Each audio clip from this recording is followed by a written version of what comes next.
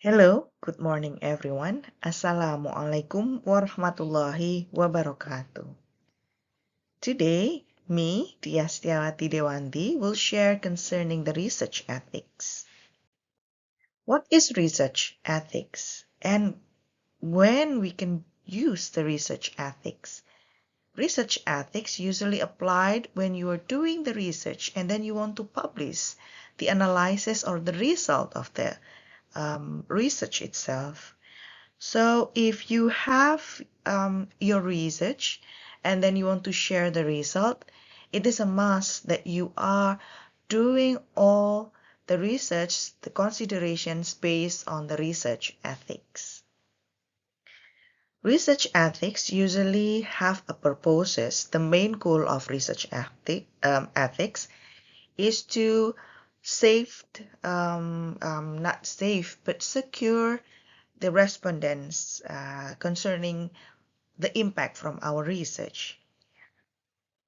So research ethics, it have to be from the norm, that is the standards, which need to be utilized as the guidance and high values. So in the theoretical, we have, as a researcher, we have the deontology research. As we can see, deontology means we use the correct process. The second one is consequence ethics. The consequence ethics have to be bringing a positive value to all of people or communities who knows or who wants to learn, who want to know about the result of the research. So the research ethics. This is the responsibility for the researcher. It is a must for the researchers to have a research ethics when they do or they are planning to have the research. So what is the cost if you are breaking the ethics? The first one, you will have the ignorance from all of the researcher which he or she break the research of the ethics. It will be spread to all of the world when you are breaking the ethics. And it's became a viral, It's becoming viral, everyone will talk about it and your name will definitely have a negative impacts on that. The second one, the researcher neglect the research ethics, which he or she already know. The research will be considered as invalid. When people think that the research ethics is failed or you are breaking the research ethics, then you read the papers, suddenly you will say that it is invalid since you are breaking the ethical clearance or the research ethics. The third one, there's a pressure. A lot of pressure from the internal and external. Internal itself, you'll find a lot of the environment, academic environment will trying to not only tease, but chasing after a lot of questions. And then they will just asking why you are breaking all the ethics and it's not fair, it's not good, and etc.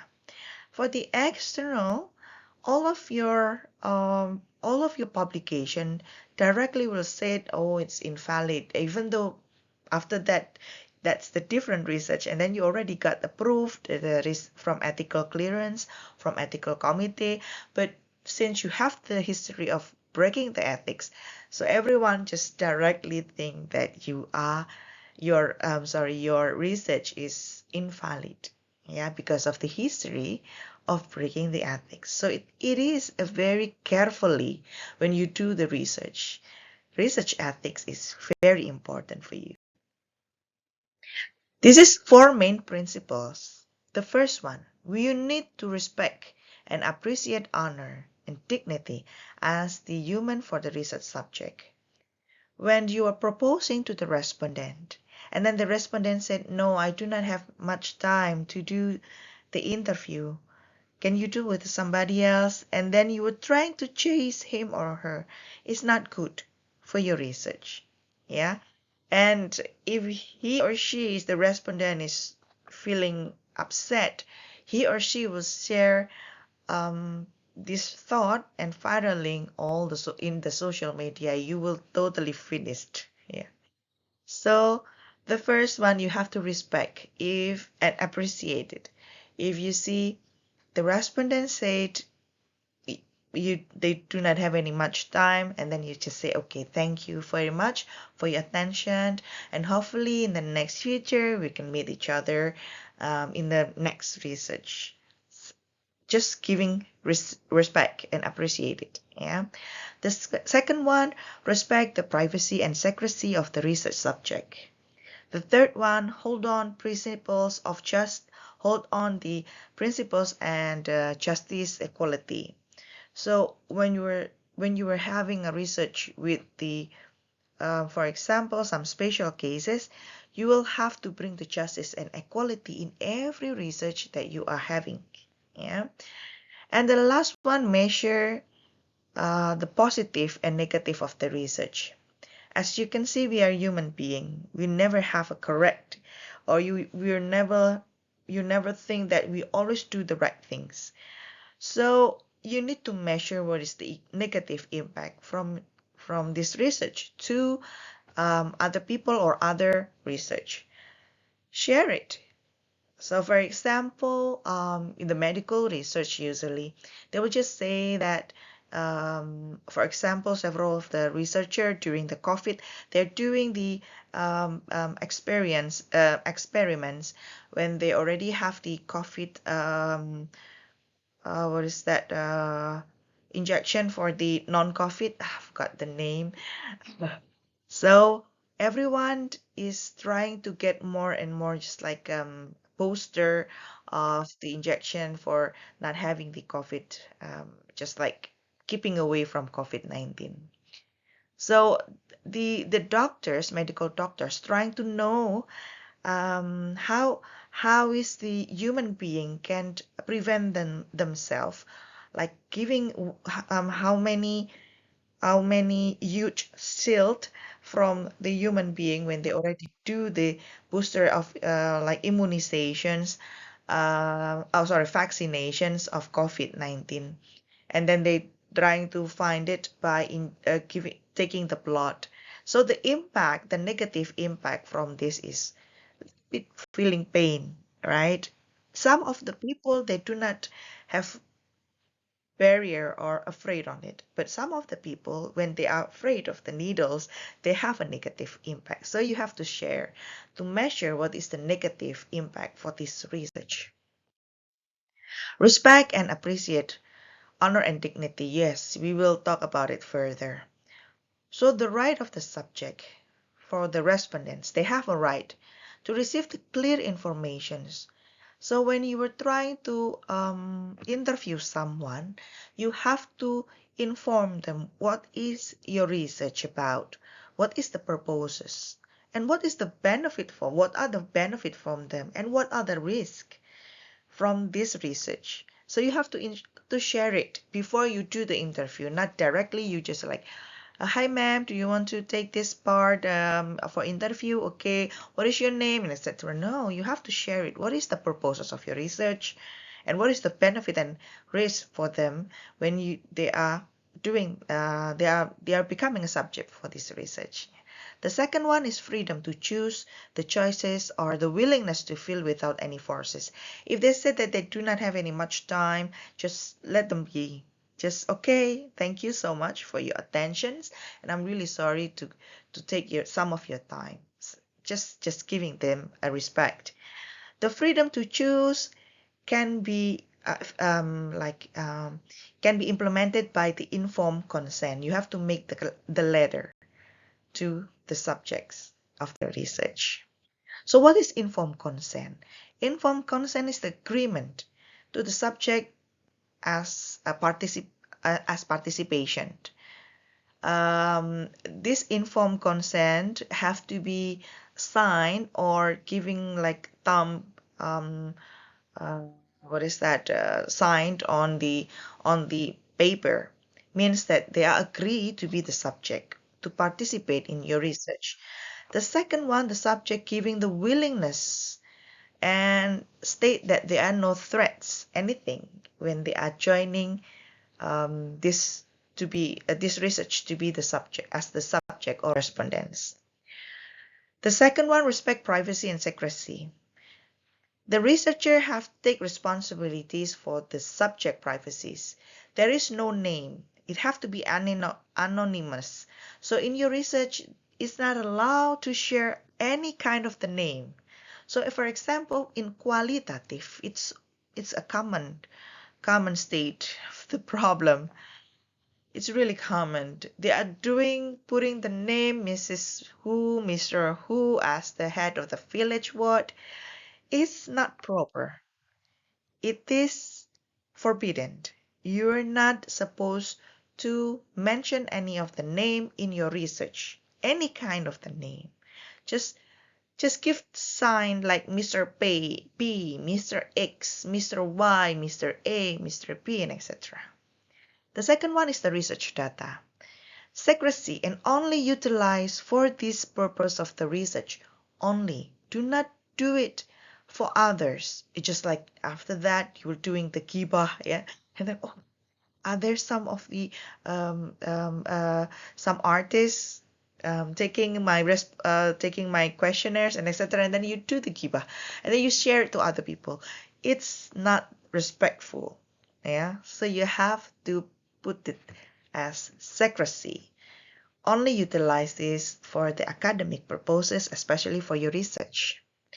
Justice and equality. You have to share it as the same opportunity to all of the people who wants to join to be a subject. Yeah, the justice have to be applied. So when they have some opportunity to be a subject, and then they are willing to be a subject, and then you see, no, you are my family enemies, and then you say no to them, it's not appropriated. Have to be equally giving them some opportunities, the same right to be the subject of the research. Then measure the positive and negative impact. You have to minimize the negative impact or the risk to the subject. Anticipate when it becoming like something problem and etc. You have to anticipate like scenario A, scenario B, scenario C, and etc. Prepare the medical teams, yeah, because sometimes some of our research in social economics has a very sensitive issues. For example, if we are came from the social economics, we are thinking about the divorcing problems can defeat the well-being, all of the economic well-being thought. It's quite a sensitive issues. When you are asking some question and then it impacts to the subject crying and then feeling the emotions and then getting stressed, you have to prepare the medical teams. Yeah, that's have to be inside of your research ethics. Animal well-being. Well, in a research, I know that we are in social economics, but nevertheless, we're not only like insiding of our knowledge inside of the box as only social. Sometimes we are integrated, have transdisciplinary with the science, with medical doctors, with every of the knowledge. For example, animal well-beings. When people think that it's only animal, but still we have to know the animal protections. There is a rule to provide food, cage, drugs, and etc. as the negative impact when you do the research. When you are having the animals as the subject, you have to understand that animal is also a life being. I mean, it's a creature life being. Yeah? So you have to do the protections. Three R aspects. Yeah, the first one replacement, reductions, refinement. Reductions means you have to reduce the pain impact. Yeah, pain impact for the animal. For example, in the food science or the food safety, sometimes I know they will use a mouse. They put some of the nutrition and etc. that cause the mouse getting fat, getting bigger, and then they would like to know how is the a medicine for heart attack can cure the animal. But as you can see, it's impact to the heartbeat and the feeling of the pain. So you have to prepare that. You have to minimize things, reduce the smallest one. feeling or level of the pain for the animal. The refinement, you have to refine the procedure so the experiments is less stressful. As you can see, sometimes when you are doing the animal well-being research, and then you take a cat and then you do a lot of things to the cat, they will get stressed. You just like giving small portion of the food, they get stressed, and etc. Or sometimes you are yelling to them, they get stressed. So the refinement is also the aspect for animal well-being. So overall, the ethics in research is needed to be adjusted. The first one is based on the topic selections. The second one, you have to formulate the research questions. Make it the research questions which is not harming to all the human being or animal being, yeah, all the life being. Data collections. Yeah, data collections is also important because usually subject is directly coming into the data collections process. We have to do some of the stages, some procedures, some of the step by step that we have to share to them, and ensure that you are not giving any disclosure terms or some secret to them. You have to share all of things. If it has an impact, you have to share it that it has an impact. For example, I've just have some experience to have this vaccine vaccine of COVID-19 impacts, and then they're sharing to me that after you take this blood, sometimes the wound, sometimes it getting worse and etc. But sometimes they won't. Yeah, just they share it, the impact. So that's the example on it. The fourth one, data analysis. Ensure that the data analysis include to be adjusted in the ethics. Do not put, okay, this data analysis, the result of data analysis is not good, and then you change the data. It's also not ethics in the research. Okay. The last one, report or publication and the writing report. You have to share it as it is. You are not allowed to change any of the data. You're not allowed to do some of the changing, disclose some of the things. And if it's failed, you have to say it fails. Yeah, that is the ethics of the research. Ethics in academicians. Scientific misconduct. This is happening when the research done, the distortion or data collection method. Research fraud. Usually if the research is blur, falsify, or having the data without having proper data collections. You're just like, okay, I'm really tired doing this, and then you just jumping in with filled out your questionnaire by yourself. It's totally misconducted. We call it as research fraud. The third one, its usual things is plagiarism. Plagiarism, that is why we are always asking to the students and the researcher to do the Turnitin or other similarity checked. It have to be less than 20%. If you are doing more than 20%, you are doing the plagiarism. Ethics in each stage in the research. The first one, research problem. As the benefit felt by the research subject, you have to inform them. The ethical have to input into the research problem. Purposes of the statement. You have to share the research questions based on the ethical clearances. Ensure that the research question is not bringing any harmful for the subjects. The data collection. Found there is an impact for the informant and share it to the informant or respondents or subject. Respect to the vulnerability of the populations. Exercising power, relationship between researcher and key informant. Usually we do the exercising power to do some of the public speaking capability, and then you're doing the take the relationship like connection between you as the researcher and the key informant as the subject. Participant observations. You have to do the observation before you do the data collections, which is directly not influenced, directly you are doing collaborated with the subjects or doing your research directly to the subject. Data analysis and writing. So these ethics are in every stage in the research. So that is why ethical clearance or ethics is very important in research. You have to understand that. You have to recognize the principles and what things is unethical, and you have to moving out from your research stages. So that is all of the meeting for today. Thank you so much for you to know about ethics. You see, as you can see, you can learn from this video. Hopefully you can absorb the knowledge. If you have more questions, you can contact me. Thank you so much. Hope to see you again. Wassalamualaikum warahmatullahi wabarakatuh. Bye-bye.